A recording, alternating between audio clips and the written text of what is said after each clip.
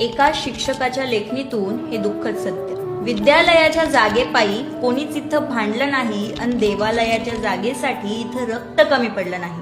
माझाच देव मोठा म्हणण्यात रक्ताच्या नद्या वाहिल्या, ज्ञानगंगा कोरडी पडत ओसाड शाळा झाल्या. शाळा अजूनही तशीच पडक्या तुटक्या भिंतींची, गरीब माझ्या देशामध्ये उभी मंदिरं सोन्याची. धर्मासाठी पैशांसाठी अनेक आंदोलने पाहिली, पण शिक्षणाच्या भल्यासाठी कुणी मोर्चा काढला नाही.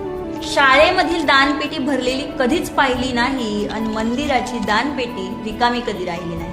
शाळेतला पालक मेळावा पालकांना वाचून राहून गेला. देवालयात चेंगराचेंगरीत माणूस मात्र तुडवून मेला. विद्येचे ज्ञान देऊन गुरुजी गरीबच राहिला आणि अंधभक्तांचे दान घेऊन पुजारी मात्र धनवान झाला. खरं तर धर्म नावाचं पुस्तक शाळेत कधीच उघडत नाहीत आणि धर्माच्या नावाशिवाय देशात पानही हलत नाही.